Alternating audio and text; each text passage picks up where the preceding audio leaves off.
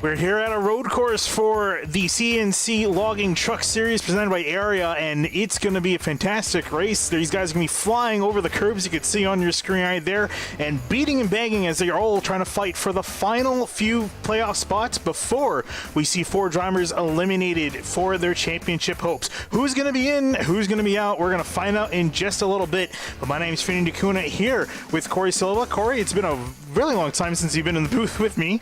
I can't even remember the last race you've done together, but I'm glad to have you with me in the booth for this race. It's going to be a technical road course for these guys. Some of these guys can be pretty happy coming to a road course. Some of the guys probably not so much.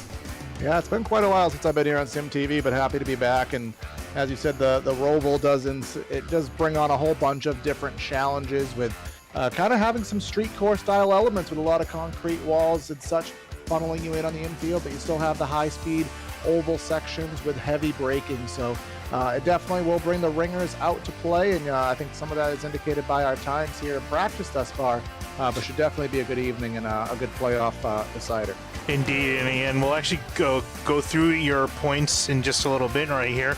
We'll take a look at the point standings. Reinhardt's locked in, loaded, ready to go into the next round after he won last week at Homestead, Miami. Brad Slaughter Jr. in behind him, James Shainwolf, Cameron Hearn, Colin Farmer, Paul Irving, your top 6. And then you start to get into more of the gray area of guys on the bubble. Justin Anasagak, Tyler Hallman, still good, but really close to that border. Travis Beckner, Garrett Grant, Hunter Collier, and Jacob Bell. Those are the guys, they're going to be trying to go in and trying to go out. We saw last night a 3-way tie for the final spot after one of the playoff drivers that was in, not locked in, but that he's in.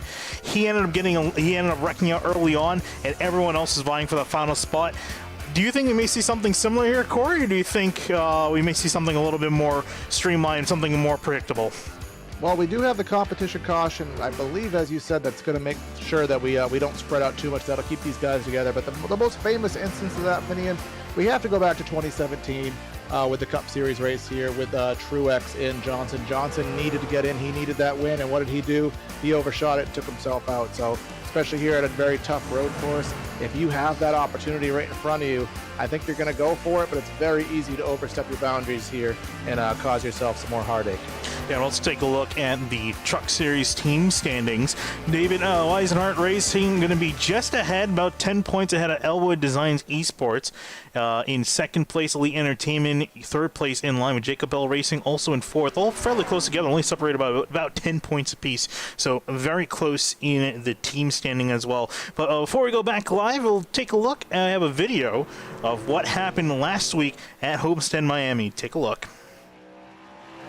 The CNC Logging Truck Series playoffs are about to begin. Ryan Hartz and Cameron Hearn share the front row. We roll off at turn 4. Pace truck pulls off, and we're going trucking in Homestead. Green flag flies into racing at Homestead in the Truck Series playoffs. Oh, big crash out of turn 4. Trouble, and 5 cars around. Tyler Hallman is not one of them. Jacob Bell is. He's got big-time damage, and there are a whole bunch of others with him. Oh, right. It starts up ahead with the 58 and the 5. A big impact there. Garrett Grant, the receiving end of that. Let's go back a little further and see how this all started. 58's kind of turning down the racetrack, and they just kind of come across. Oh, look at that impact. And the 77 of Bell has nowhere to go. Neither does the 11 of Jordan Martin. Yeah, it's one of those things where they just unfortunately met in the same piece of asphalt. One was coming down, one was coming up. Ooh. Oh, and some contact in behind. Danny Ware and the 55 of Adam Capps. Capps gets in there as well. Then after all this, the 18 was trying to pull away, and I think actually runs into the 55 again. The next truck ahead of Hallman is 15 seconds up the road. New pass for position. Oh, Shainwolf wrecking loose off of turn 2. Lost the lead to Hartz, but almost crashed out of turn 2. Let's go back and have a look. He gets put middle 3 wide with Fambro on the outside, and big slide, gathers it up and continues, but now is in second place. Hartz takes the lead away, the critical stage in this race. Beckner not giving up, still looking to the inside. Ooh, that was a little close. That was really close. Whoa, they slammed doors in turn 1. They're still grinding doors along each other there. Oh, this may get ugly. Well, I Half think left to go. yeah, I think Hearn. Oh, entangle they may. Here we go. Big dive setting up from Beckner into turn one. Is he going to give the 67 any space? Will the 67 give any space? Turn two, going to be a drag race down the backstretch between these two. Outside is the 67, inside is the 28. While these two battle out of turn four, Ryan Hart's a last run pass outlasts the best of the rest. Checkered flag. Ryan Hart's gets it done at Homestead. For second place, Shane Wolf. For third, Beckner and Hearn tangling this time, but Beckner's going to grab it away. Oh, Hearn's out of gas. Oh, well, that doesn't help. Oh, wow, he lost to Anasogak. He lost fourth place to him at the line. Oh. Like 25 thousandths of a second. As Ryan Hart's comes to celebrate, and it was that pass late in the going that did it. 36 laps led. The final 19 was all it took. And you saw it right there. It was Ryan Hart's in the number 3 who took the victory at Homestead, Miami, and he's looking pretty good, at least in practice. Currently top of the chime sheets. And we know that Hart's is a fast driver. We were just talking about it before the show. This is not the first time he's been on SimTV. We've covered him in an older league, Hardline Racing League, a long time ago, I think 3 or so years ago. So it's been a while since we've seen Ryan Hart's, but he's been doing pretty solid ever since then. And also one driver I wanted to point out, too, who may do pretty well. Brad Slaughter, he had a pretty solid run last night. Remember I mentioned that 3-way tie for that final playoff spot? Well, Brad Slaughter was the driver. He was 12th in the points coming into the round and just snagged that final 8th place spot after finishing 5th. So I would say he's got a pretty fast car, a pretty fast truck in this case, underneath him. Also a beautiful paint scheme. Looks really good in the sunlight. So I expect to see this truck up near the front of the field. He's got a much more comfortable points position to work with. He doesn't have to worry about elimination. So I expect to see this 81 truck do fairly well. Yeah, and that'll definitely be a breath of fresh air for him at this track where, you can get caught up in other people's mistakes rather easily. So just to know that any mistake that may happen is not going to be catastrophic, definitely going to work in his favor. Currently about a second off of Hart's time, but Vinny, I don't take lap times here too seriously because there's going to be so much fall off and so many opportunities for mistakes. I think being about a second off, he still has potential to probably run on the podium or so. Just given the course of what can happen here over a race. Yeah, and that's the thing too, especially compared to last night, right? Because I honestly didn't really realize how, I guess, that the current version of the next gen is when it comes to a lack of tire wear. We saw the leaders pretty much run the entire set of tires to the end of the race, and I was kind of keeping an eye on their lap times. They're only maybe a few tenths off. I think 3 or 4 tenths off, which is, you could factor into, a little bit of wear and, just not being that consistent. But it was crazy how consistent they were on the tires, again, to carry them the whole distance. With the trucks, though, I think it's going to be a completely different story. With the next-gen cars also being built a little bit more to drive on road courses, I feel like with the trucks, they're really awkward, heavy to move around here. It requires a lot of throttle control, a lot of wheel input control as well, and as you mentioned, you can easily burn up the tires. Yeah, and I definitely expect, as we do have our limited fuel load here, and we're our estimations that we have 15 to 17 laps spinning on a fuel tank here. We are competition caution right around lap number 10 with the pits closing around lap number 8. It'll be interesting to see, do you want to wait until the end of the fuel load? Do you want to take 2 sets of tires? I think we're due for a lot of strategy, which will definitely potentially shake up that playoff cut line.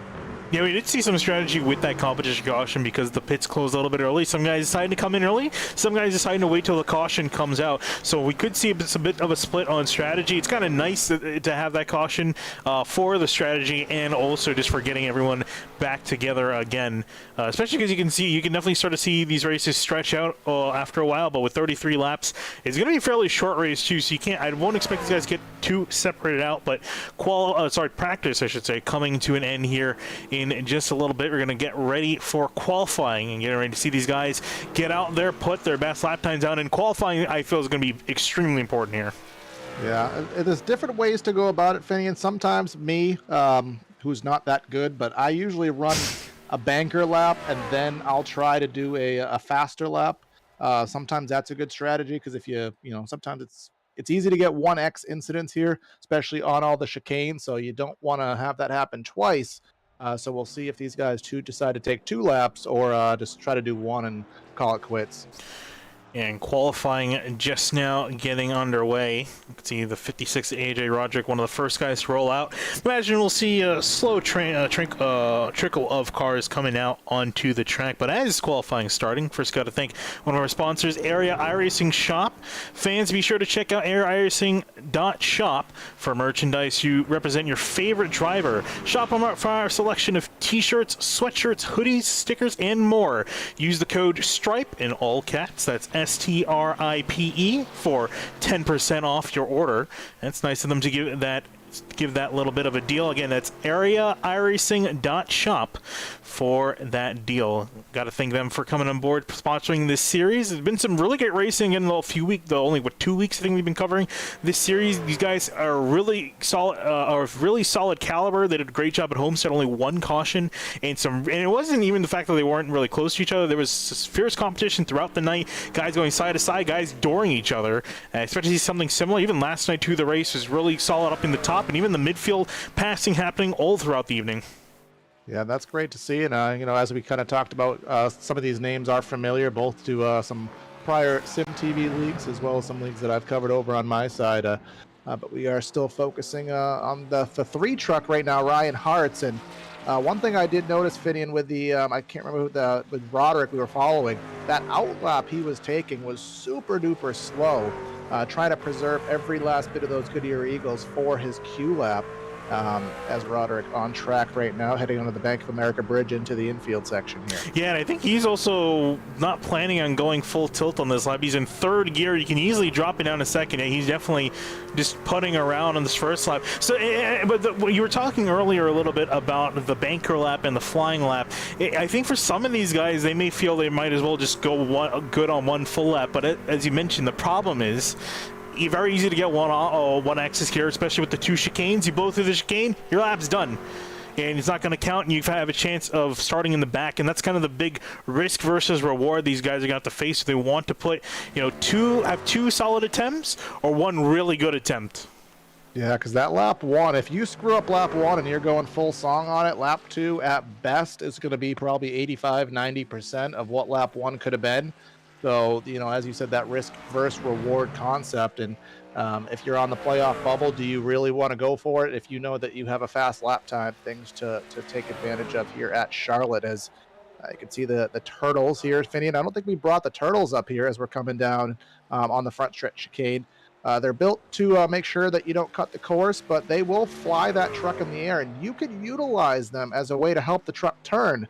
But you can also utilize them a way to fly and damage the truck, a very fine line and a very tricky tool there. Yeah, exactly. And we saw the next-gen car was doing pretty good on the curbs, was able to, for the most part, ride over them in a few sections. You couldn't completely go over them, obviously, but with these trucks, I think you're going to have to respect them a little bit more. It's going to throw the car up in the air, upset the suspension, and just really transform the way the car handles mid-corner. It can easily bump you off the racing line and worse into the grass, so definitely want to be careful of where you use the curbs, especially, not just using them at all. As we look at Travis Beckner in the 28, currently top of the timesheets. Imagine that's going to change. Still, a lot of drivers have yet to put a time in. Yeah, we haven't seen anybody break the 21-second bracket. We saw, I can't remember who it was. It was Hartz, and I can't remember who the other guy was, but there was one other driver that broke the 21-second bracket, but Beckner, as close as you can get to it with the 0-3.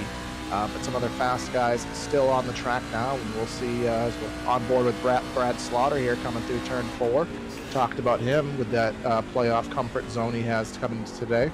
Yeah, this is his second and last attempt. He ran a 124.6 last time. That was, I think, a banker lap across the line for him. Gonna be 6th, a 123.7. Ryan Hartz, he finished his Q run. He's gonna come to a crawl and end his attempt. Put in a 122.092. Beckner putting in a 122.027. So just a few hundredths of a second faster. Very close, especially for pole. You usually don't see that close of a gap on a road course, but there it is right there. Trying to look at anyone else might have a shot upsetting pole position here. Yeah, we're showing Tyler Hallman here coming through, I guess, turn 14 here, as much as I want to call it turn 4. Again, coming down through the front stretch chicane here. We'll see if he decides to hop the curbs and kind of a modest attempt there through the curbs. He's 5th right now. We'll see if he can best that on lap number 2. He will remain just in that 5th spot with a 23.576. Yeah, so he'll stay in there. Paul Swervin Irvin, as he's called. Ooh, he's swerving through the infield a little bit. See, you can see him struggling to get on the power. That's what we're talking about, that modulation on the throttle. It's so tempting to just get on the gas, but you need to be careful or you can easily loop yourself around. And Infinity, one other aspect of Charlotte is, I mean, obviously we're at a Roval, so you're not going to have like, you know, Spa and Nürburgring style elevation.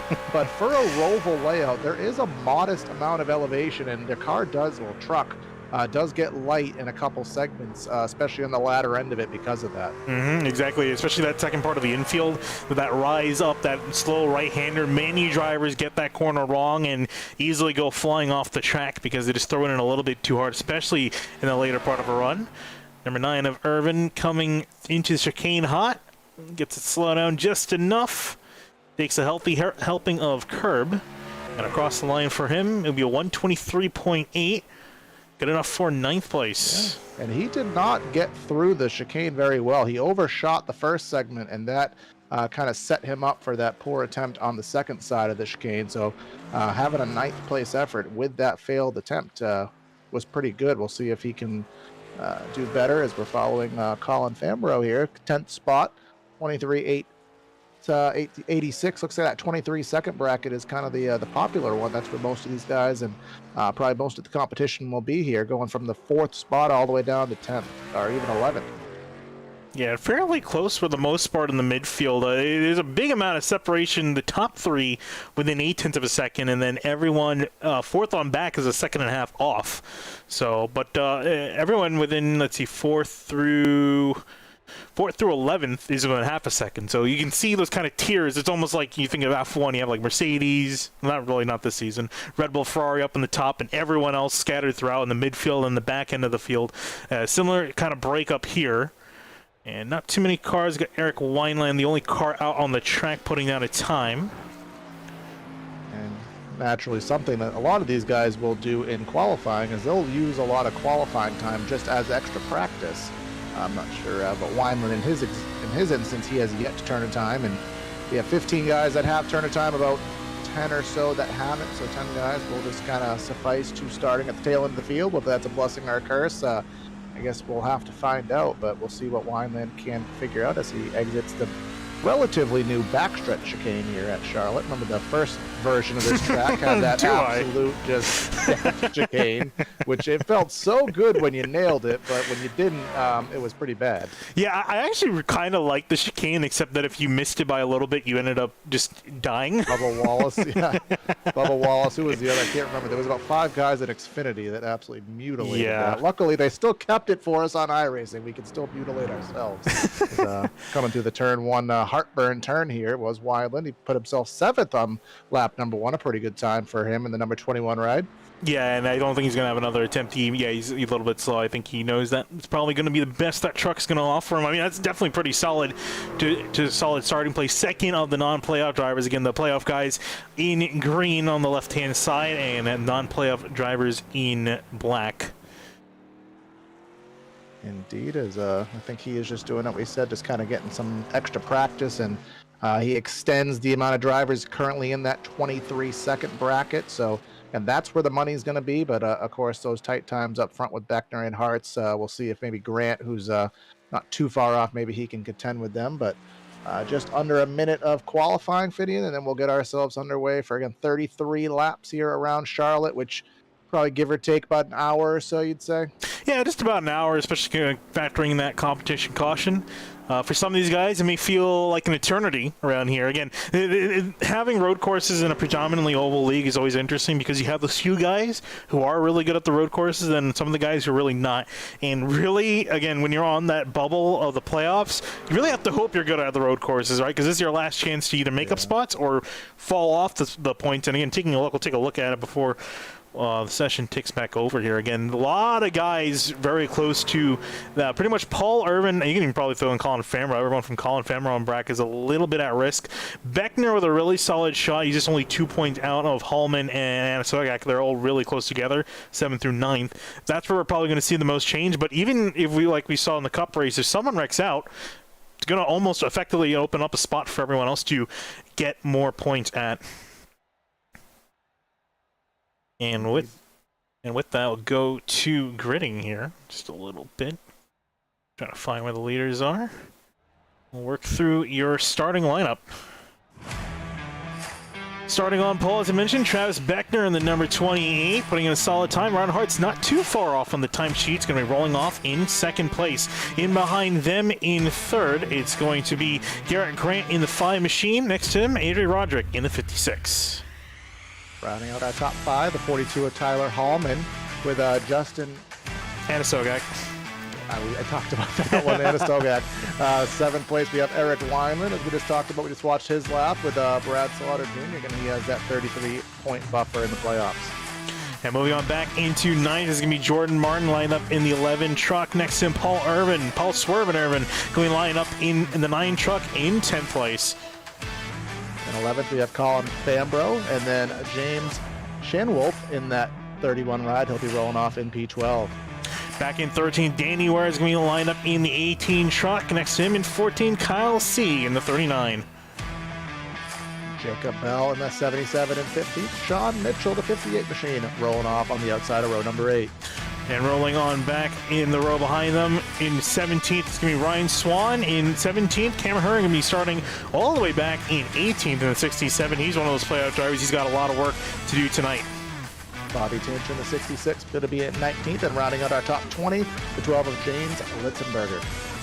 Back in behind them, Charles Caneda going to be rolling off in the 97. Matt Cochran in the 4 next to him. And your final row, it's going to be Adam Capps in the 55 with Logan Harmon rounding out your field of 24 trucks ready to go here at Charlotte. I imagine it's going to be a fun one here. The field already starting to roll off. Yeah. And if any of our weather conditions here today, I don't think we talked about that yet. 72 degrees on the track, a blistering 121-degree track temp. We talked about tire wear. I think that is going to facilitate that. Modest humidity and 3-mile-an-hour wind, pretty negligible there. But that track temp absolutely blistering here in the Charlotte sun. Yeah, I mean, we're probably going to be talking about it all night. The tire wear these guys are going to have to deal with. You're really going to need to make sure you make the least amount of mistakes. Locking up, very easy to do. The brakes on these trucks suck. There's no better way to put it. They are not good at all, and it's so easy to lock them up. And especially we got 2 chicanes. We don't just have one. We have 2 chicanes, very heavy braking zones, and even you can throw turn 1 in there too, another heavy braking zone. So easy to miss your braking point and just go head on through. And even worse, and we saw this a few times last night, guys just blowing on through and even going through on the curbs and damaging their trucks. So you're going to be very careful. Yep, wheel hop, another name of the game here today as well, especially as the fuel load burns off, which is pretty easy with the 50% fuel load, getting a little bit squirrely on the brakes, and as the fuel and the tires wear, even turn at the exit of oval turn 4 onto the front stretch chicane there, Finian, you're slowing down and braking while on the banking and transitioning off the banking. As the tires wear and the fuel load lightens up, that's a lot of movement for a ill-handling truck to deal with. Yeah, we're talking about this chicane right here. Very tricky. It looks a lot wider from the wide shot, but it is very tight, very much one lane through there if you're not careful. The truck's rolling on through onto the back stretch. You want to place any bets on an opening lap 1 wreck?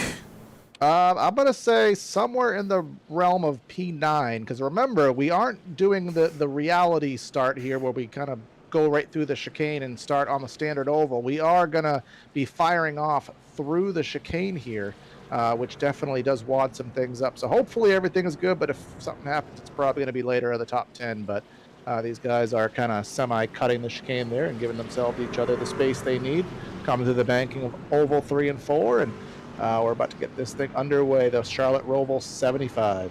Indeed, 33 laps on taps for these guys for the Area CNC Logging Truck Series.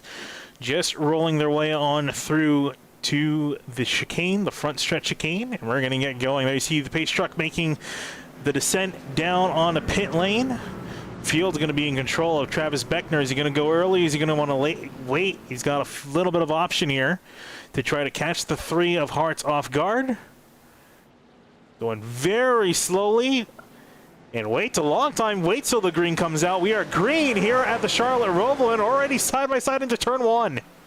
Side by side into turn number 1. Big lunge from the 42 there, Tyler Hallman. He locked it up, but luckily was able to gather himself together here. But Hart's definitely ready to pounce here. Looking under the Bank of America bridge, took a look there, but Beckner shut the door.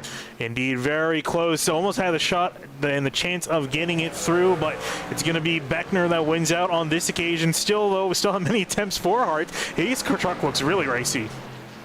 Yeah, I think he's is the finite situation of, do you want to push now, or do you want to save the tires and see if you can get your competitor to push here? That's going to be the name of the game here as we head on to the banking for the first time this evening. There will be a little bit of draft here, Finian, nothing overly drastic, but if you are close enough, you might be able to get a little bit of a whiff here heading into the braking zone. Yeah, Justin Asagak, we're trying to work on the 81 Brad Slaughter Jr. couldn't get by down to the backstretch chicane for the first time. Hartz, almost giving the bumper to the back of the 28. I think he's definitely trying to show, hey, I'm here. I'm ready to go. Yeah, and it did cost him there. He didn't get off the chicane at all, and then lost about a half a second as he'll deal with the front stretch chicane. But look at the gap that these guys have already built on the rest of it. They've already gained about a second as we focus on the 56 of Roderick. He has Eric Weinland right on his back bumper here, and turn 1 here, Tom's heartburn turn. Trying to get some speed out of turn 2 and into turn 3. Again, very tricky section because the walls are so close. One mistake can be disastrous. So almost trying to have a look up the inside. Couldn't quite get his truck alongside, so he's going to have to stay in behind for now. And this entire first part, leading up to the caution, is going to all be about guys figuring out their trucks. Ooh, speaking of which, 97, Charles Caneda going around in turn 2. Let's see what happened to him. Locked it up a little bit on the 1 there, but lost it. That is a very narrow portion of the track. As I kind of talked about some street circuit segments, that most certainly is one. Of course, street circuit's a big talk of the world if you're watching this live, but different opinions on that. But battle going on screen right now. The 54, Colin Fambro, Danny Ware, and Swerve and Irvin, I think, as you dictated him there, Finian, headed down to the backstretch. Yeah, I ended up losing, I think, 1 or 2 spots as Fambro and Ware have worked their way on by. As everyone's trying to work up, especially the guys that did not have a good qualifying effort. Ryan Swann, Kyle Sieg duking it out back for 15th place.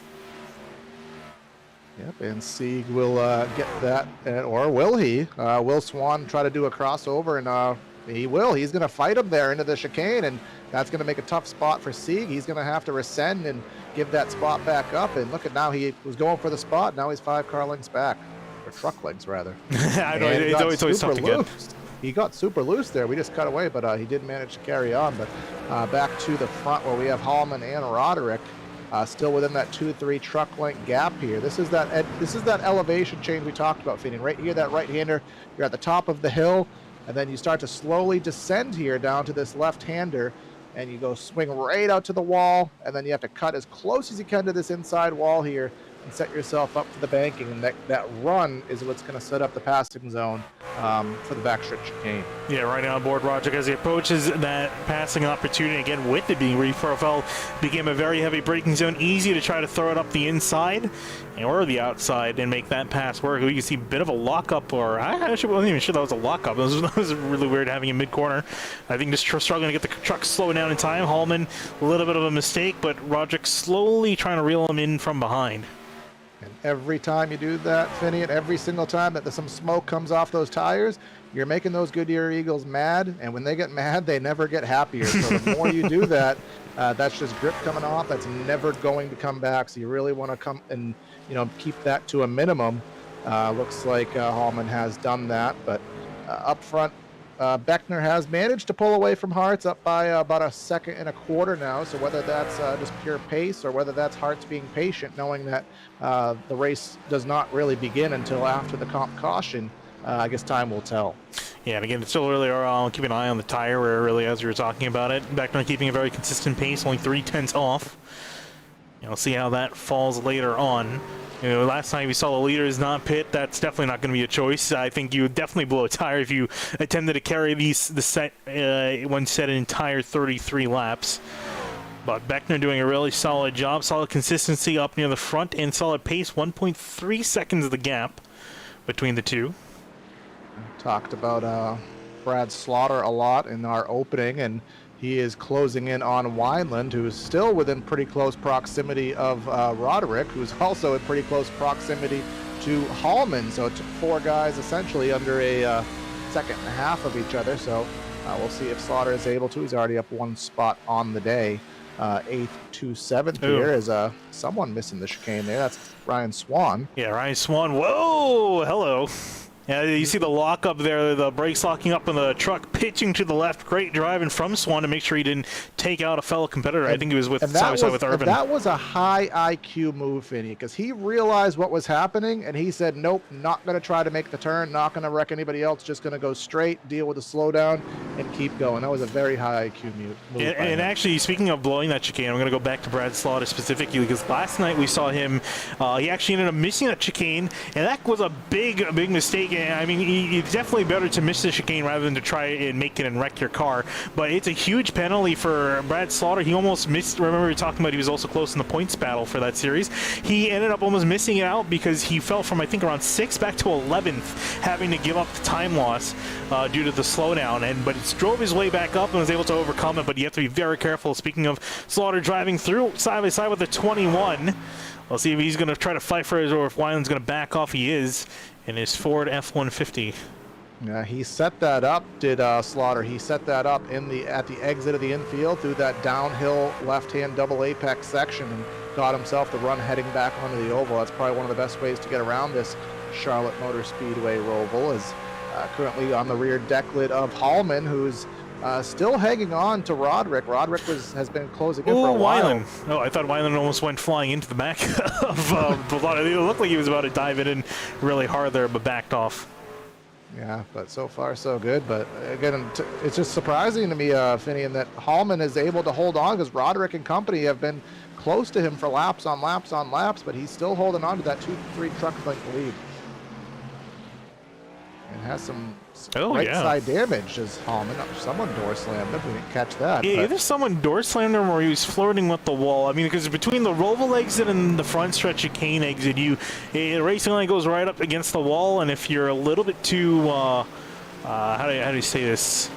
Over anxious? Yeah, that is the best way to say it. Over anxious on the corner exit. You see these guys come up right up against the wall, and if you're a little bit overestimated, you may tag it a little bit here and there. And I'll tell you, Roderick, he closed in through the infield section there, but Hallman, what he's doing is he's good at the right spots on the track. And if you're good at the right spots, people can't pass you. If you're bad at the slow spots that are single file, you can't do anything. There's a bunch of guys getting squirrely there. But exiting, I think finally this might be Roderick's chance, but nope, he's going to get the door shut on him. Yeah, actually backing off, surprisingly. So, and let's see. He's been going really slow. I wonder if he got a penalty or something. Slaughter just went to the outside there. We just missed that. He went straight to the outside through oval 3 and 4 and just here he comes that way. And Roderick's just in send it mode, as the kids would say these days. And look at him get loose there on the entry of 1. He is going full bore right now. Gets himself into the top 4. Now about 3 seconds up to the next spot. Yeah, Brad Slaughter getting it done. I was just curious because it was looking like the 56 was slow for some reason, like he missed a gear or something was off. But he's actually still losing positions here. He's lost 1, 2, well, that'll be 3 here as the 31. James Shainwolf, haven't really mentioned him so far. He's caught up to the back of the 56. Yes, he has, and we're closing in on lap number 7, Vinny, so the pits will be closing at the end of lap 8 and prep for our comp caution. And we're on board with James Shainwolf, and we were talking about tire wear was our name of our game, Vinny. I just want to point out, this looks like the average that I'm seeing is we're already at about a second fall off for the vast majority of these guys, in some cases more. So definitely tires are going to be the name of the game, and I would expect everyone to take that pit stop and take 4 tires on the caution, but be surprising if somebody doesn't for the track position. Yeah, I think that's really going to be the biggest thing, right? You know, track position versus tire wear. And some of you guys, again, it really depends on your skill set. If you're good at road course racing, you'll probably have a better time in managing your stuff. And as I say that, hello, mass exit of trucks down to pit lane. Everyone from 4th on back in that little group we were looking at. Top 3 still continuing onwards. And the leaders actually still do have one more attempt because these guys are coming in on the end of lap 7. So we'll see the leaders decide to come in the second time around. These guys pulling a bit of an undercut. Yeah, and that will work out. If you were close, which a lot of these guys were close, within 3/4 of a second, half second of the guy in front, that, 1 second of buffer, maybe that works out if indeed everybody does choose to pit. Of course, we don't really have stage points or anything on the line. It's just merely a comp caution. So not the strategy is merely just what do you think is going to work out best. Is some of these guys are exiting and merging back onto the racetrack right now after their pit stops. And on lap number 8, you can see the conga line entering the speedway there. Yeah, conga line indeed, especially because some guys are going to be anxious with fresh tires. Take advantage of that, trying to move up a spot or two, especially since you're all so close together. But again, you just got new tires, don't wear them out too quickly. Because as you mentioned, we already saw that 1 second of tire fall off, and you don't want to burn up your stuff. Yeah, not at all, but because you're going to have to keep those tires on. You're going to have a heat cycle on them. They're going to have to go. As 28 of Beckner, our leader, he's going to come down pit road, as you said, right at basically right at the closing portion of pit road. So some of these guys might actually be cut out of pit road. Now we're on lap number 9. Justin Anasagak and also Danny Ware, I think. Was it Danny Ware? Yes, it is Danny Ware in the 18. Both of them staying out. So interesting call there, and this is going to be, I think, Anasagak, I think this is him just trying to potentially get himself in a more favorable spot track position-wise, because he knows he's going to need every single point he can get. Yeah, so maybe some of these guys Finian, who weren't really pushing, maybe this was the plan the whole time, was to keep a little bit more life on those Goodyears, knowing that maybe they wouldn't pit on the caution. I mean, maybe we're just creating drama out of nowhere. That's part of our job, but could very well be the case. I see pass for position there. Brad Slaughter Jr. getting past Garrett Grant, fighting currently for 7th place.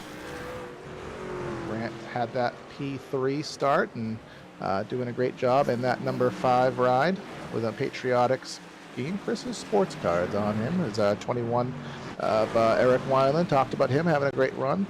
Number 12 of James Litzenberger here on replay. Yeah, this is nothing really too dramatic, but he had a slowdown, I think, in one of the earlier turns. You can see him lose. This is how devastating the time penalty can be. 1, 2, 3, 4 spots lost because of a time penalty.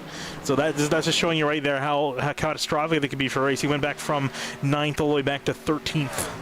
Yeah, and a lot of times on a road course, maybe a 2-3 second penalty maybe will only cost you about a second, but where everybody is just absolutely on top of each other, especially after this pit stop, definitely a very, very costly mistake for him. As in Hallman and Roderick, they can't get away from each other this evening. Roderick did all that work to get by, and look at, now he's right behind him again. And deep into the braking zone. Ooh, some deeper than others. Shane Wolf throwing it in there. Almost getting into the side of the 56. Couldn't quite establish a truck alongside, so he's going to have to stay in behind for 11th. But it's starting to get racy here. Final lap before the caution comes out. Taking a look at where Justin Asagak is currently running at the moment. Just ahead of Danny Ware. About to exit onto the oval section. Yep, coming through the banking here. Turns oval 1 and 2. And look who's here. Travis Beckner, coming into the pits, has caught back up. Yeah, it was basically he lost 40 seconds. That was the pit lane delta time. So he gained 40 seconds back, and naturally he was up by a lot over these guys. So it's not quite 40 seconds, but he's still caught up. He actually might get 1, maybe 2 spots because he's got better tires. He got a huge amount of traction coming out of the chicane. He might be able to get 1. 2 is going to be a bit of an ask. How much is he willing to risk in making the move into the braking zone here? Coming to the caution. Going to work around the 18 truck. Sorry. Oh, the 18 is going to almost spin it.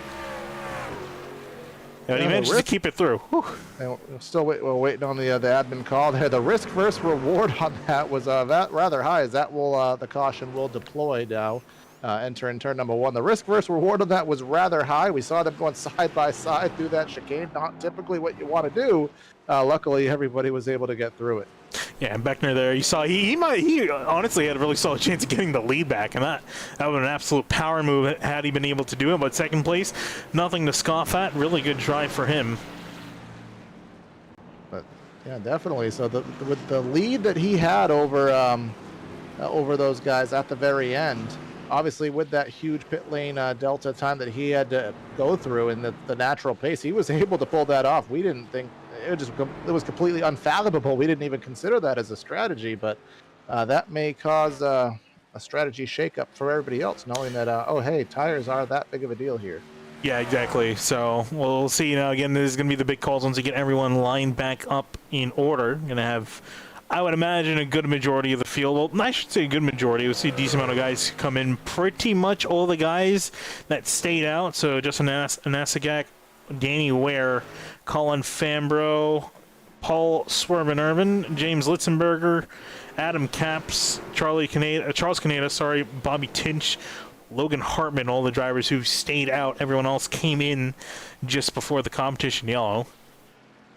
Yep, and we do only have one guy who has retired from the race thus far. That was Sean Mitchell. Matt Cochran is 6 laps down. Other than that, everybody else still on the lead lap right now as we are catching up to the iRacing pace truck and hoping this caution goes smoothly, Finney. And I do know sometimes these Rovals and cautions are a little bit wonky, to say the least, but hopefully this goes smoothly. Of course, admin do have a little bit more tools in their disposal with fixing cautions, but hopefully all goes well. And we'll see what happens here as Beckner will... I don't know if he's just playing games right now. Probably playing mind games. You see everyone still trying to catch back up to the leader. But again, you're tuning in just now. It's the Charlotte Roval 75 for the Area CNC Logging Truck Series. Second round of their five race playoffs that we're covering here on SimTV. Just picking them up as it started. There's been some fantastic racing so far in both races of the playoffs and even in this race so far. We're going to get everyone racked and stacked after a competition caution. And most of the field's pretty much going to have fresh tires to work with. And we could see some more on-track action. The passing's been really good. Everyone's been giving each other respect. I am not exactly sure how much longer it's going to last as the night goes on, especially on the second restart. But we'll see if it does continue. Yeah, the patience is usually like that sand time clock thing, and the sand starts to run out. But as our first caution, we do want to thank another one of our sponsors, Elite Entertainment LLC, for their support of the Elite Entertainment Cup Series, and all of us here at Area. Please sure to check out Elite Entertainment LLC on Facebook and book them to DJ your next event. Yeah, I'm trying to see. Oh yeah, actually, there we go. We got some product placement here on the track. So I could have sworn that someone had Elite Entertainment on the side of their truck. There you can see just ahead of the scuff marks, or behind the scuff marks. So you can see perfectly nice on the left side. And so that two of their trucks, actually, I just realized Beckner also got Elite Entertainment, so they're doing pretty good. It's almost like that was staged. Got to play the bill somehow, right? Exactly. Pits will be formally open here for the first time, so given what we've seen, I don't think strategy is going to come into play. Fuel would only last roughly about 5 more laps, and there will be one more pit stop required, given what we've been told on our fuel loads. If you pit now 15 to 17 laps, you'd still be about 3 laps short, as here comes everyone who stayed out, coming to the attention of their crews. Yep, and as mentioned, nothing really interesting in that department. Yeah, pretty much everyone needed to come in is coming in, and the guys you expect to stay out are staying out. Slight changes in the order. Brad Slaughter, though, up to 3rd. I got a stupid question. I got a stupid point to make here. You know what's always bothered me about this place? What's that? The actual racetrack is narrower than the pit out lane. Have you ever noticed that here? Hang on, wait. Oh, I don't have a camera in that turn, unfortunately, damn it. I was hoping I would have a camera pointing that out. But yeah, maybe you could do a blimp cam of a guy in the pits, but if you'll notice that the actual pit out lane here is way wider than the actual racetrack itself. Yeah, so I paused it there. Let me take the graphic off so you can see. But yeah, you can see right there.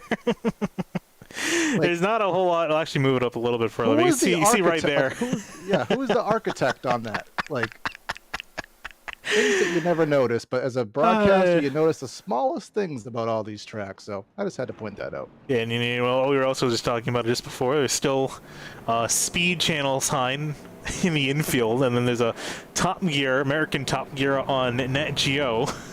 Hey, that is a... I actually did a podcast on that back on my channel back in the day. Maybe it's time to do a refreshed version of it, but anywho... You could see the speed sign off to the right. Yeah, that's a speed sign right there. Well, actually, I'm pretty sure Speed Channel still exists in some capacity in, like, Australia. Oh, okay. I was going to say, because I could have sworn that became... yeah, definitely it's all gone. FS1. It's into FS1. And there you see the Top Gear 300 on the History Channel. And that was from, because obviously iRacing, for a little iRacing backdating, they built this track originally in 2007, and then they redid it and put the new big screen in and took us on down some grandstands in about 2011. But when they did the refresh in 2018, they left all the billboards the same. So all the billboards that are in turn 3 and 4, those are the same ones that have been up since 2007. Have they really? I could have sworn that they updated. Oh yeah, no, I guess. Oh the no, NASCAR you're right. billboard. Yeah, look at the you're right. Look at the NASCAR Cup billboard at the very end. They still left it green from when it used to say Monster. They didn't even change the background on it. Yeah, I was looking at these. I'm like, yeah, they do look kind of old. Now that I think about it. Not to say, I mean, we love our iRacing. Without our iRacing, we don't have a broadcast. Yeah, but, we don't pay have a lot job. of money, so we're allowed to be picky. So. Yeah, they're talking about what they're going to do for Indianapolis coming up. Hopefully, that track is good. If you're interested in a podcast on commentators roasting graphics, please let me know, because we could put that on at any time. But, it'll be interesting to see here if the lights do go out on the pace truck. I would imagine they would, but we've seen stranger things on Rovals with caution, so we'll I see think what the survey says. They have fixed it, and it's not as buggy. Lights Last night out. it worked well. Yep, there we go. Everything going to plan. Everyone's going to double file back up. So just looking at the back end data here, Finian, it looks like our top 13 guys are going to be on those older tires from pitting before the comp caution, and then starting with an Asagak. Yep. Close enough? Oh, Yeah, I got it. good. Okay, yeah. Starting with him in 13th, everybody beyond that will be on the fresh tires. So technically, yes, it's 6 or 7 laps. I mean, and only 2 or 3 of actual green flag. How much that actually matters, I guess we'll find out together. Yeah, I think definitely only also matters how much he beat them up on those few laps. I mean, we saw Beckner, he was hauling, trying to catch back up and potentially take the lead back, but wasn't quite able to get there. And I noticed that Hartz wasn't quite as fast, laid a little bit further back, maybe because he was watching his tires. I'll also take a chance to update you on where the playoff drivers, the guys that are out. So Jacob Bell currently 12th in the points, 12th in the playoff standings. He's going to pretty much need a win or a really solid finish to gain position up. Looking at Collier, I actually don't know where he is. Yeah, Where's I don't Collier? see him. I don't even think he's in the race. Yeah. So Collier not even here, so he's going to definitely fall out. Garrett Grant, we saw was doing fairly well. Yep. Up Currently in fourth. Yeah, so he's doing pretty good. And then Travis Beckner obviously doing fairly well for himself, leading. I would say, honestly, Beckner has the best shot at getting those spots, but then also you got to talk about guys on the border. Looking at Hallman, Tyler Hallman currently sitting in 6th. He's just 2 points above the cutoff. And Asagak currently sitting in 13th.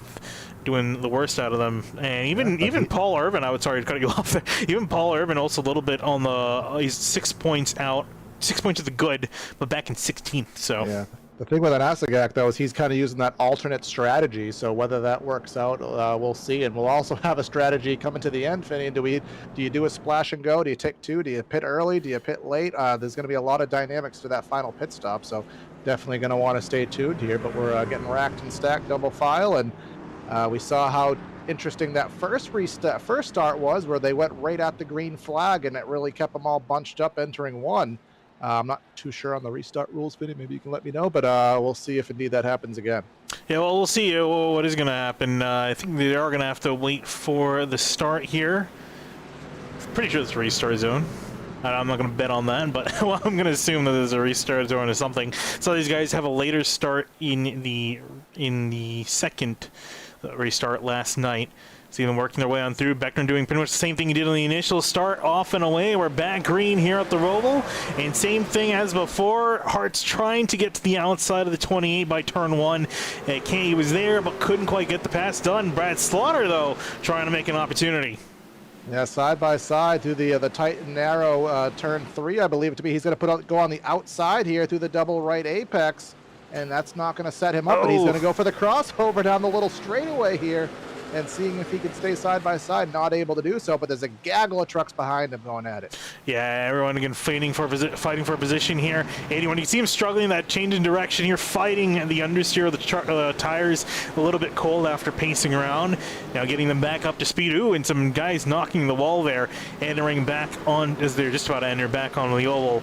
So a little bit of chaos, but fairly tame. No big incidents from what I can tell. 56 of AJ Roger going to be side by side with 11. Jordan Martin duking it out as they head towards the backstretch chicane.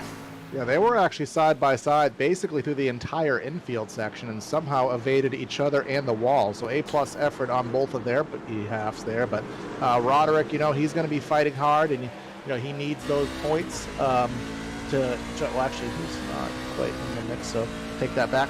But he's still doing the best he can. Hallman's the one that needs those points. He doesn't want to lose those spots, and he was doing such a good job to hang on. I think that's probably why he is trying as hard as he can, because he only has those 2 points to the good right now. Yeah, there's Hallman running right now in 7th place. I was just looking at Anasagak because he was a little bit squirrely into the backstretch chicane. Looks like he's kept it all good and away, but Beckner up in front, 1.2 second gap. He is checking out away from the 3. Yeah, so we saw like in the opening qualifying segment that Hart's ran a really, really close time in proximity to Beckner, but it just seems the race pace is just clearly Slaughter's going to do some agricultural work there. And wow, it's going to cost him actually not that many spots. I thought it was going to be a lot worse. 6th right now, back in the vicinity of that's of Hallman as we have the replay on screen. Oh, I just threw it in too hard. Yeah, just too much speed, couldn't get it bit, and just did a little drift there, and a little bit of smack to the tire wall, kept him straight, and merge, and only back to 6th. But he fought so hard to get into those podium spots. As Roderick going underneath Hallman here into the bus stop. Ooh, 42 going up and over the curves. Got to be careful. He's going to park the bus and bunch of drivers up, and narrowly makes it through. No incident. Park the bus. I was going to do a turtle joke, but you beat me to it. So sorry. Maybe not an opportunity. Yeah, I don't think I've got a single pun so far yet. I got to work on that. But are we on board with that? I think we're on board with the replay there of the 42 going over those turtles there, the double turtles there, to add to it through the backstretch chicane. You can see the damage that he's acquired from that. Someone locked the brakes up just ahead of him. Couldn't quite see who that was, but saw some smoke flying here. All seems to be well. So a little bit of chaos. No huge incident as of now, although everyone's still very close together. And as you mentioned, once these guys get those fresh tires on, they're gonna start being a little bit more antsy, a little bit more bold. Oh, I saw another guy going flying off. Martin into the wall. Yeah, that's the 11. We were just talking about him having that good battle here. Got the replay queued up on screen. Just lost it. Same exact thing. Is there oil on the track there or something? I don't know what. I think, guys, you're talking about guys getting a little bit more bold. I think that's part of it. You get the fresh tires back. You feel like Superman until you go flying to the wall, and then you feel like you need to go to the hospital. Yep. But Martin going to drop back to 15th. Yeah, that's not what you want at all. But of our fresh tire brigade, I think the highest driver is actually Anasagak. He's only up to 8th. So far, those older tires from pre-caution are hanging on quite well. Change for position. Danny Ware going up 1 spot on Ryan Swann. Swann still trying to get close for a counterattack potentially. As he head to the front stretch chicane, a little bit of a puff of smoke from a lockup. A lot of wiggle there on throttle there on the tires where I think that was Sieg. Entering 1 here. Tons of curb there from Swann. Too much curb, and too much curb equals wall there. And tight. That's the tight call. I don't want to go side by side through that section, as we were joking about earlier how narrow it is through the double apex here and onto the mid-stretch, as if you want to call it. Yeah, that. that's what I usually call it. Middle straightaway. Gets back going again. Blanket out. It's That Kyle is actually Sieg. Sieg. Sieg up ahead. Connectivity issues never good if you're a Swann, because you don't know where they're going to be and how hard you can brake, but things seem to be clearing up now. And Slaughter did, just as a note, Slaughter did get around Grant, so now he is back into the top 5 now, so trying to recover from that little off-track excursion. Yeah, and again, I really feel like he could probably do as good as third. And I mean, lucky for him, those two guys are the next drivers up the road, only about a second and a half ahead of him. James Shainwolf and Eric Weinland inheriting 4th and 3rd place, respectively. Yeah, Beckner is just absolute lights out. For example, last time by, Beckner at a 22.26, Hartz at a 22.8. So when the leader has 6/10ths on the field, I mean, pretty much write that off as any opportunity. But even Hartz at 22.8, nobody else outside of them two is even in that bracket. So really the top two are just in a league of their own. The real race, I guess, is third on back. Yeah, I was going to say, also looking at some really good battles in the midfield here. Everyone close together. A few guys tucked in behind Kyle Sieg, Ryan Swann, Tyler Holman, Colin Fambro, and then you can throw in Paul Irvin into the mix as they're kind of struggling. These guys are kind of struggling. We're talking about, you get on the brakes, you lock up the tires, you get the Goodyears angry. Some of these guys have already started to get the Goodyears angry, and they still got 15 laps to go. See a lot of sliding under braking, a lot of movement on the gas as well, especially with the one of Swann. He cannot be a happy driver. Those tires are definitely overheating. And all 3 of those drivers on screen right now, Finian, all 3 have a pancake right side of their car, or truck rather. So they've all been going at it. They've all been either hitting the wall or usually if the right side of your car is damaged or your truck, that usually means you've been the aggressor. Usually if the left side, you've been the aggressee. So I guess take that for what it is on a road course, but trying to go side by side there into the back stretch. And Fambro doing the hard work, going to go around the outside, pinching the one to the apex. Did a great job there. And it's going to be 2 positions lost, 3 positions lost. Yeah, did he get a slowdown there, or did he just really get a bad run? I think he got his run compromised, and I think was a little bit bamboozled by what happened with Fambro because he was parked up on the curb. I think it just annihilated his exit, and Irvin took advantage. Yeah, so that'll move Swann all the way back to 14th now. Might have actually had a slowdown being parked up on the curves. You could be right with that, too. Yeah, you know how finicky it can be. You don't really hear about it too much here on the road. Cutting back up to Brad Slaughter, chasing down James Shainwolf and Eric Weinland. Battle for 3rd amongst these 3 drivers, starting to heat up. Yeah, definitely is the case here, as you can see coming through the downhill and exiting the infield section. Very difficult point of the track. Turn to the left, and you can look at Slaughter there. I thought he got a good run, and then the tires said otherwise there. Yeah, again, this is the problem, because he's definitely pushing, obviously, because he's trying to make up for that mistake earlier. And pushing the tires to their limit, you got to be careful, though. The harder you push, more likely you're going to make another mistake. And again, he's not in a desperate situation. He can afford to make a mistake. He's sitting pretty healthy in the points, up 30-30 from the cutoff. But no one, considering he's having a really solid run, don't want to give up a good night. Yeah, we saw from that onboard footage just a little bit ago the right side damage he's acquired from potentially it was that off-track incident, or it could have been something else, and that curb is not going to help. You can see he's wheeling and dealing off at the exit of every single corner. Trying to make what he can happen as he's closing in on Shainwolf there and trying to get himself back. As you said, probably to the podium. 3rd is going to be probably the highest he's going to get tonight. Also, I think what you're talking about of curb equals wall. I think Kyle would disagree with your math. Curb equals wall. Too much curb equals wall. Yeah, I think he would disagree with that. He'll agree you can never take too much curb. Well, the thing with Kyle is curbs are, especially on iRacing, are a very heated topic with him, so I avoid that topic entirely. He was actually doing, before we cut to that, go look at Slaughter wheeling up the inside, still a little bit loose. He's really struggling for traction, getting back onto the Roval. Yep, that's what we talk about. That you see that car in front of you, that truck in front of you, and you want to put that little 1% extra back down on the throttle just to try to get that run, but that extra 1% is going to get you to absolutely go dead sideways like that. And as we said, once you get the rear tires mad, they stay mad for the rest of the race. And we still have 13 laps. But as we talked about earlier, we need one more pit stop. Is it going to be a splash and go, or are you going to put those Dr. Feelgoods? You got to put a new set on. I think it's really going to come. I think it's really going to come down to the driver, right? I think if you're not that good at the road courses and you've been burning up your stuff, you're going to kind of want to come down for more Mr. Feelgoods. I think if you're a little bit better at managing your stuff, you can afford to just get that splash and dash and gain quite a few seconds by doing so, not having to wait to take tires. But again, it comes down how good are you managing your equipment, or are you abusing them? And how many spots do you see that are open in front of you? Because maybe you can take advantage of one. So far, big wiggle from the 21 of Weinland there. Again, he's in third right now, kind of leading the normal people here tonight, if you want to call it that, because the leaders are just absolutely out there at this point. Highest of our non-playoff drivers. Yeah, taking a look quickly at another battle brewing again. Sieg, Hallman, Fambro, all in behind each other, all following each other fairly close nose to tail. One of the other battles brewing. Yes, indeed, is Sieg still having that connectivity issue there. Yeah, I don't remember having any issues at Homestead, so I don't know. It's not cooperating tonight for him. And we cut back up, see Brett Slaughter gaining quite a bit of time as you saw him struggling to slow down into the chicane. Yes, indeed.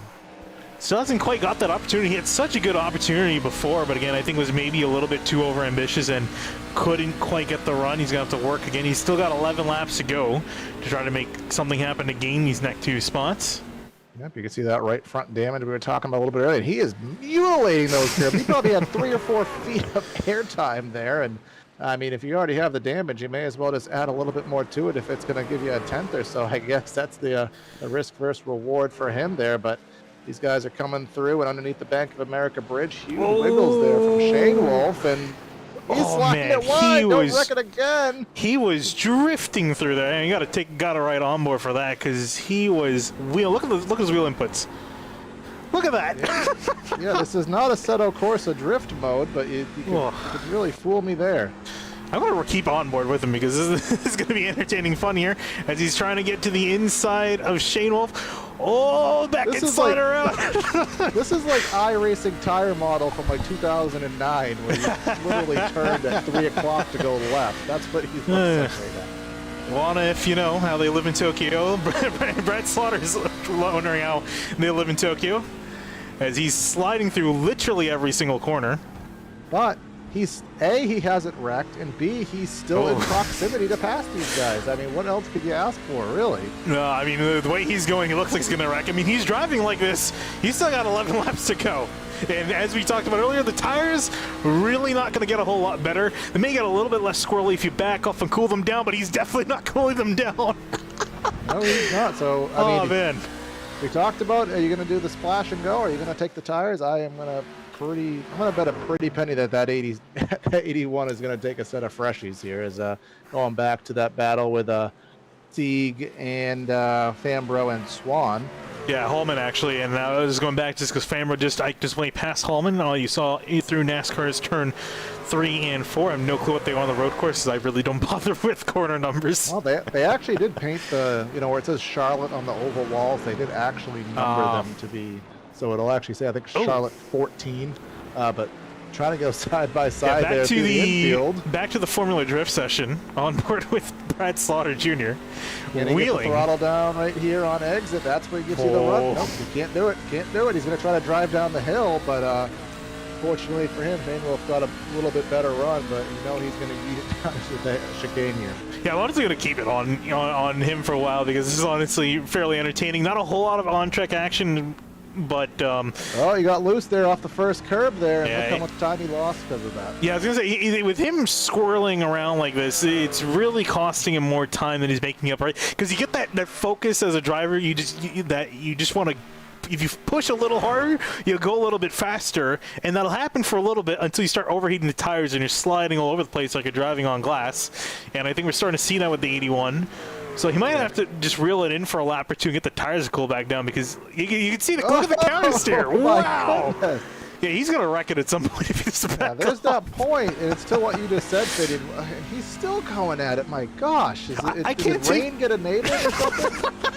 He's got the preview build for the rain. Yeah. And it's only for that one vehicle, but it gets to a point where you stop running your race, you stop running your laps, hitting your points, and you start worrying about the guy in front of you, and then you start driving based off of him, and I think that's what the 81's doing. And I mean, give him credit. He has those tires as mad as my wife's in the same room. I can't make a joke. He has those tires pretty dang mad, and he's still making them work.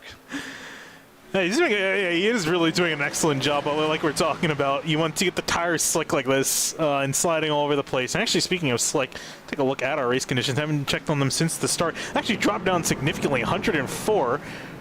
Well, for Slaughter, I think he wants that to go down about 30 more degrees. His tires are definitely extremely much harder than 104.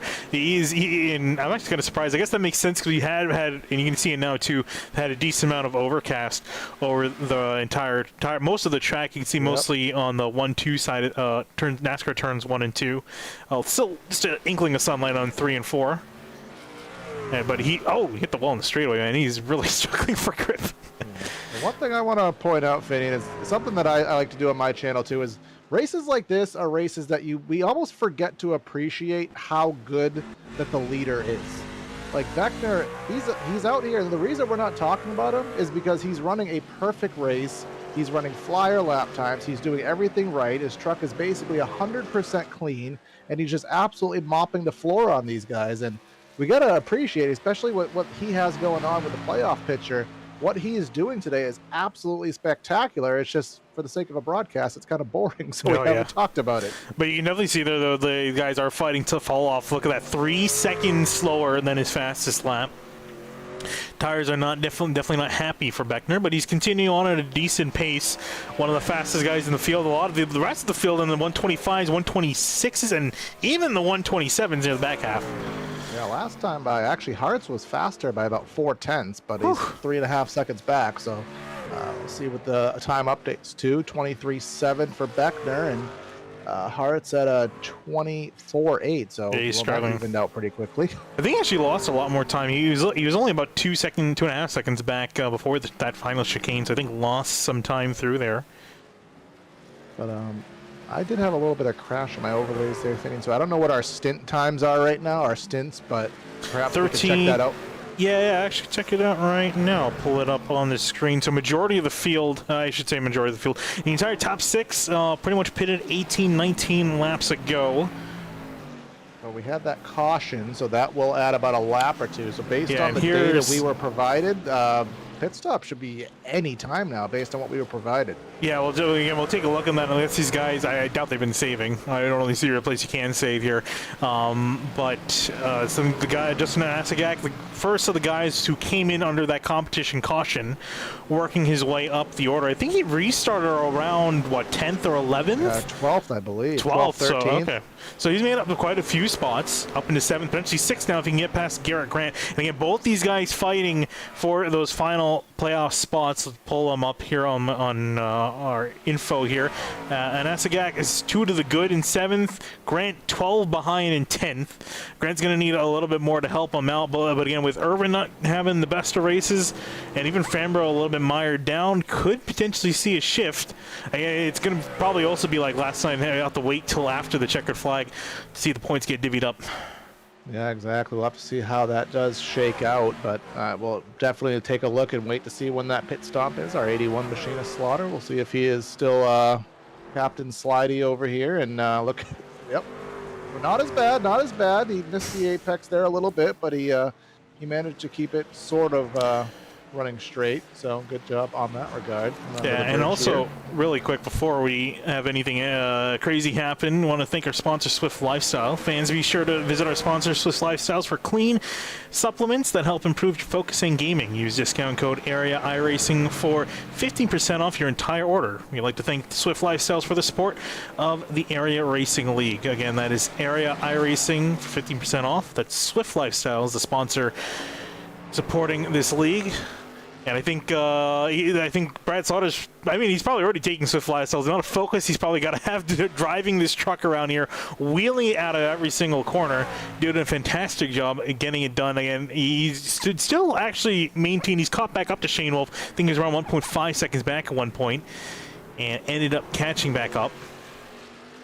Yeah, indeed. I did see, that Kyle Sieg did pit, but then all of a sudden he is disappeared. We know he was having his issues. Oh, yeah, I think it finally went. Yeah, you're right.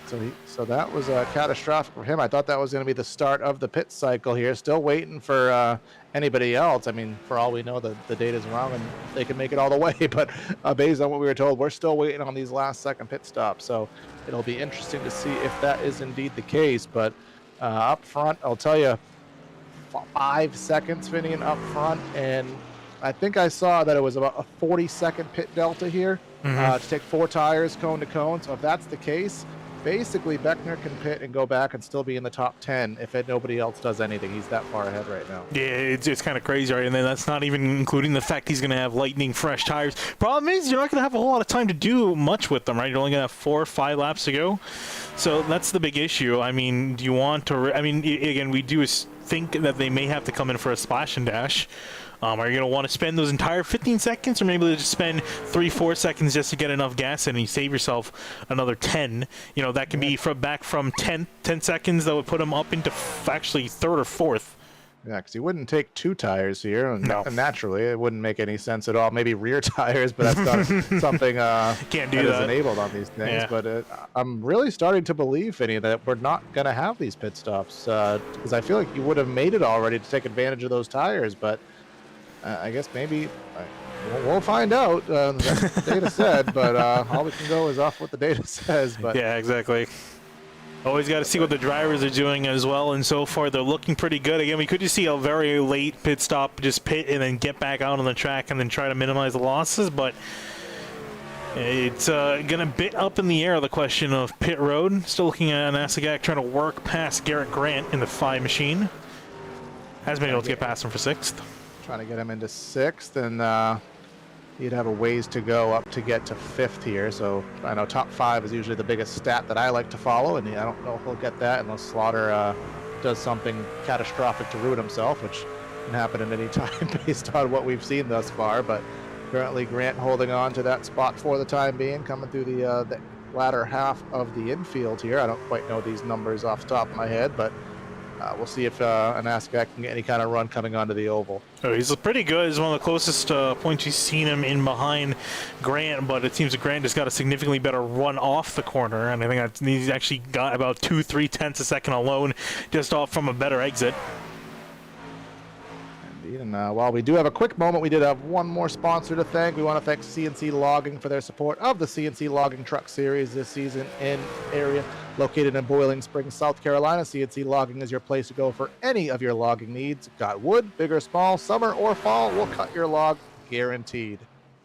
Yeah, big thanks to them for being the title sponsor for this series and putting on fantastic racing, supporting the Area Racing League. As you see the 31 get a little squirrely on the gas, Slaughter smells blood. He's going to punt him, going over the curbs. He manages to keep it going in the right direction, but that could have been disastrous.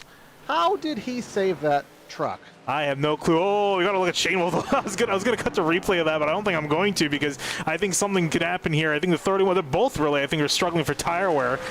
But Slaughter, fantastic drive. I think if we had a driver the day vote, I think it's got to go to this 81, wheeling it around here. Yeah, he is definitely the good hands driver of the race. I think that was actually a prize at some point or another, but definitely it goes to him. Oh, man. He's literally drifting through some of these corners. I mean, we're not on the rallycross layout. Someone might want to tell him, because... Yeah, I would love to see his tire wear and temp numbers in the garage after this race, but I don't think we'll be able to see that. But we're coming down to 2 to go this time by Finian for Beckner. He's just coming through the final chicane now, so I think that our data for fuel mileage is wrong, unless these guys are going to pit on the white flag. I think these guys should be fine to go until the checkers. Yeah, I was going to say, I think that is definitely going to be the case. So Beckner doing a really solid job. Ryan Hart's really falling off. And, you know, I would almost want to put maybe, I don't even think it would be saving. I think he's just struggling with the tire wear. Can't quite keep up with Beckner. He's still he's 7 seconds behind now, but still 15 seconds up the road from Eric Weinland, who we haven't really mentioned a whole lot about. He's had a really quiet day in the second half of the race in third place. A lot of action has been going on behind between Shane Wolf and Slaughter. Both of them going side by side and sideways through some of these corners. Speaking of a little bit sideways, coming back to Danny Ware, I think just saw AJ Roderick get by him in the 56. Yeah, Roderick doing the best he can, and that number 56 currently in that 8th position, ahead of Tyler Hallman. Finally, we haven't followed that battle for quite some time, but they were battling pretty hard, and interested to see how the points do shake up here. But Beckner is coming through oval 3 and 4 now, Finian. We're about to take the white flag here. And fuel looks good. Tires don't look good, but they'll be good enough to get 2.2 more miles around this place. Yeah, he's going to stay out, and he's going to come and take the white flag presented by Eisen Designs. Or sorry, not Eisen Designs, Elwood Designs. We were talking about the ad reads, Finny. We were talking about the ad reads. Always got to mess it up at some point. Elwood Designs sponsoring the white flag as the 28 at Beckner working his way on through sideways a little bit. You definitely see that he has been a little bit better at managing his tires than some of the others. And it's amazing, too, because he's had so much at pace. 8 seconds down the gap to Hartz.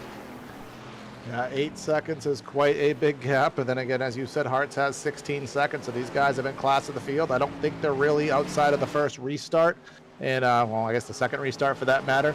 There really hasn't been a challenge. Once he got the lead, he just put the jets on, and he has just been out, and he'll put himself in the playoff picture with coming into this race 2 points out. He's going to change the bubble and change the orientation of the playoff lineup, have himself locked in along with Hartz, and he only has a couple more corners to make that happen. You see Beckner working his way on through, back onto the oval section through NASCAR turns 3 and 4. Going to put Martin 1 lap down, 13 on the lead lap. It's been pretty much absolute domination from the man up in front, Travis Beckner. He started on pole, drove a flawless race, and he'll come sideways. Look at that drift, cut out a turn, the final turn. It's going to be the 28 Travis Beckner taking the win here at the Roval. Yeah, he's pulling off his best Slaughter impression here. Little does he know probably what has been happening this entire race, but he's drifting here, and we're going to have a ways to go. Hartz just finished for P2, and waiting for our podium, Eric Weinland to finish, still waiting here. He's just coming through about 26 seconds off, but that'll wrap up our podium, 21 of Eric Weinland. And here come flying on through, sideways for both of these guys. Oh, that's almost dead. Slamming the wall. It's going to be Shane Wolf in 4th, Brad Slaughter in 5th. Rounding out your top 5, Garrett Grant in behind them in 6th, AJ Roderick in 7th, Danny Ware in 8th, Justin Anaskak, I think, did he drop back a few positions? I think he dropped back to 9th. Yeah, I think he was running about 7th or 8th, but maybe those tires, even though they were the newer tires, maybe he used the good off them and dropped back, but still a good run, and it'll be interesting to see how that does shake out in the playoff picture. And Colin Fambro rounding out our top 10 here is still have some guys cooling down here, and you can see these guys congratulating Beckner on his dominating performance this evening. Yeah, absolutely. Really no one real close except for Hartz, but even Hartz, I think, didn't have the long run pace. I think the short run pace, Hartz could hold a candle, not so much when it came to the long stint. I think Beckner just looked after his stuff just a little bit better and just had the overall pace. And he's going to do a little bit of a burnout here in the chicane. Indeed, he will. And who's that joining him there? Is that the Martin? That's some team Jordan affiliation there. I'm just about to check that as well. Either that, he might just wanted to join in the front. Well, yeah, he's just joining in on the fun. Jordan Martin with Jacob Bell Racing. That's actually the 3 of Ryan Hartz. That's his team.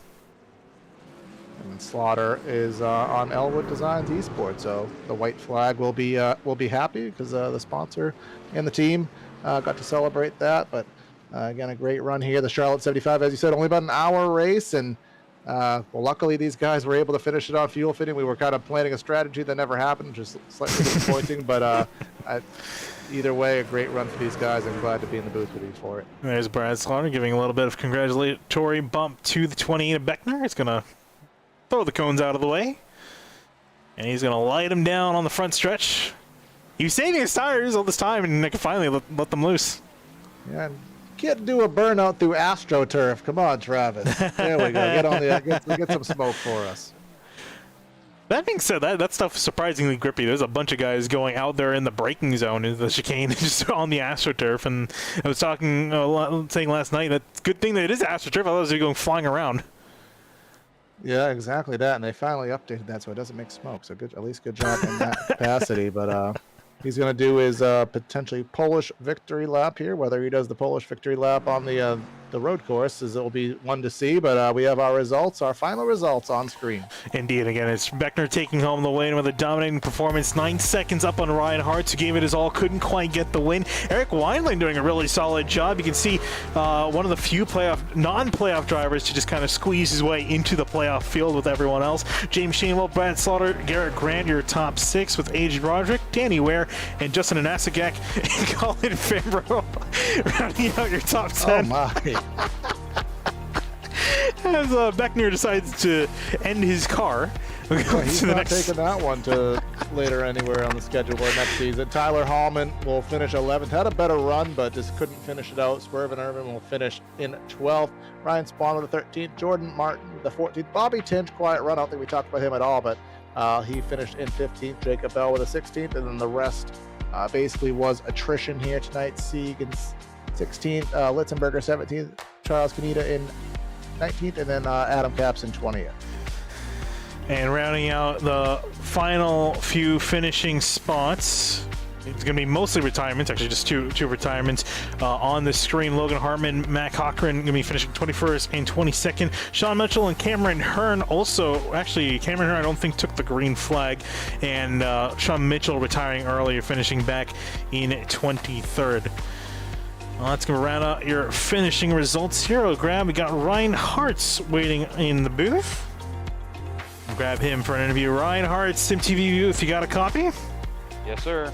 Well, Ryan unfortunately came out just a little bit short. Ended up finishing in 2nd place. It wasn't quite enough to chase down Travis Beckner, but looking back at this race, is there anything you felt like you could have planned differently? Maybe some sort of strategy to get yourself ahead of Beckner? There's nothing. Not strategy. I mean, I pitted before the caution, and I knew Travis was going to pit with me, so that wasn't a way I was going to get around him. I really felt like I had something for him before the race started because I posted the fastest lap in practice. And usually, this is my worst road course, and I'm not a road course ringer by any means.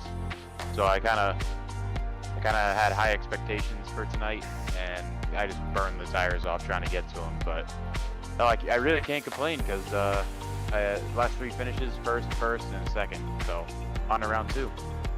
Yeah, definitely on to round 2. And speaking of round 2, what are the plans for the rest of the playoffs? What's your game plan going forward for these last 3 rounds? For these rounds, I really think we have a great shot at the title this season. Obviously 4 wins already, lots of top 5s, lots of laps led, and I really feel confident in myself and this whole JBR team to get me to the Final 4 and hopefully grab this title because it's going to mean a lot to me if I get it done. But the next round, Martinsville, practice is going to start as soon as tonight. So Martinsville and Michigan, those aren't my best tracks, but I can definitely make it work. Hell, I won Bristol Dirt earlier in the year, and I don't know what the hell I'm doing on dirt. So maybe I'll pull something out of the hat, and hopefully make the Final 4 and win this thing. All right, well, congrats on your 2nd place finish, Ryan. Best of luck to you in the rest of the playoffs. Thanks, guys.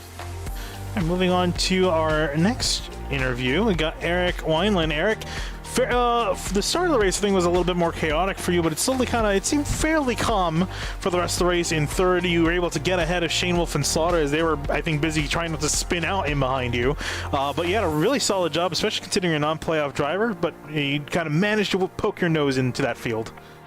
Yeah, Finian, the Swift Lifestyles Ford F-150 was pretty solid tonight. The first stint of the race there before the fun flag, I buzzed the rear tires a little too much, so I couldn't really attack the track like I wanted to, and then I decided to take care of it that final stint on the restart. Had a little contact with Garrett Grant. They're going through the infield section, and I was able to get by him at least, and then Brad made a mistake in front of me. I took advantage of it, and James followed him through, and then those two got to battling and made it pretty easy the rest of the night. But I definitely was stressed seeing the gap and watching the mirror.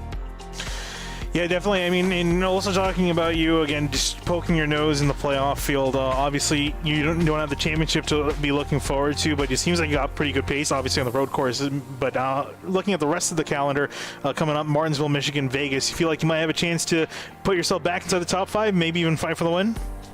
Yeah, absolutely, Finian. The season's been a struggle. It did not go the way I wanted it to. So haven't.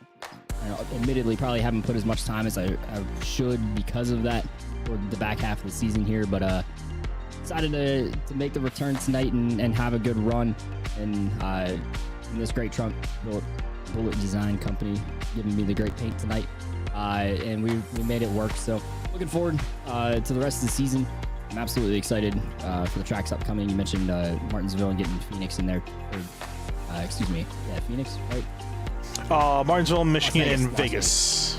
I'm a big mile and a half guy. I enjoy the mile and a halves. I like them in the trucks because it's not quite a draft race, but you got to be really strategic about things. So definitely looking forward to that one. And Michigan, Martinsville, not my strong suit, but maybe we could pull something out like we did tonight, Finian.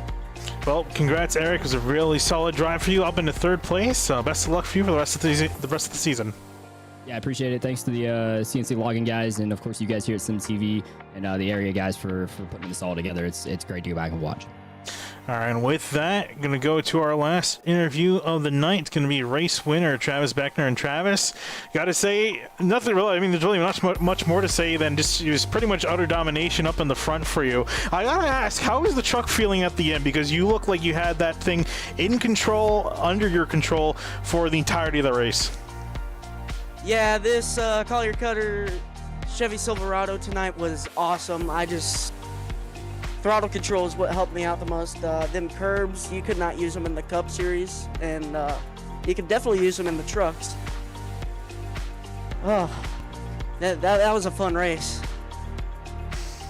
Yeah, I was going to say, imagine it'd be fun going out there just winning by 9 seconds. I wish I knew how that felt, but I'm not that good. But Travis, obviously you weren't in a position where you needed to get that second win, but obviously going out there just a little bit more comfortable. Looking at the rest, I'm going to ask you what I asked Ryan Hartz. Looking at the rest of the playoffs, where do you think you may find yourself doing well and potentially struggling? I think I could do well at the rest of the tracks this season. Martinsville is marked on my calendar, though. I've done quite a bit of practice there, and that race should be fun. It's probably going to be a wreck fest, 180 laps. Oh, yeah. Wow. Yeah, this is going to be a long race. Hopefully it goes well for you. Yeah. Well, I just can't wait to smash another watermelon or do the pinata smash to complete the track house celebrations. Well, we'll see if you can get it done, Travis. Thanks for talking to us, and best of luck for the rest of the season.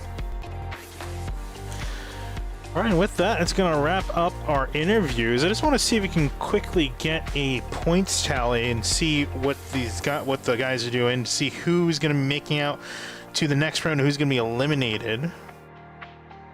Trying to see if I could refresh it on my end. I don't know if it's happened yet, but it would be interesting to see that. It looks like they have updated it. Oh, there it goes. And from the looks of it, it looks like Tyler Holman's going to be, and actually pull up the points on the screen here for everyone to see at home.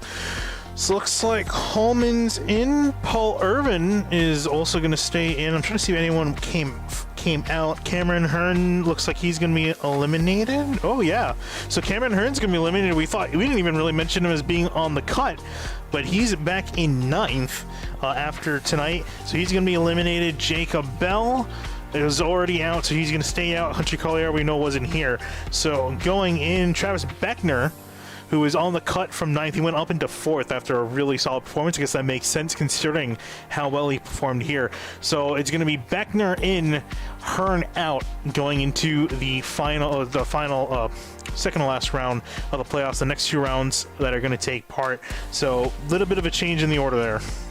Yeah, of course, all these are unofficial results, and we'll wait for things to be fully posted, but definitely that's what we expect to happen. But all in all, Finian, a great night. I was happy to be here, had an absolute blast covering this with you. A bunch of good guys, some good racing, and maybe we can do it again in the future. Yeah, I gotta say, gotta give props to everyone here. That the driving was really good. There's a lot of times guys could have just easily taken each other out, but gave a lot of respect to one another, and you gotta love to see it. We'll see if that respect is going to continue for the rest of the playoffs, because once you start to throw a championship on the line, it seems to be a lot less respect, especially heading to Martinsville. So we'll see how that ends up. You can tune in next week for that race. But the next Stream 4 area is going to be this Thursday. It's going to be the Xfinity cars going to be taking part in the Charlotte Roval, and that's going to be for the Lodge Box Xfinity Series presented by Area. So can't wait to see them take to the track. But for now, I'm Finian Kuna here with Corey Silver with Sim TV. I'm going to be signing out for tonight. Thank you for watching.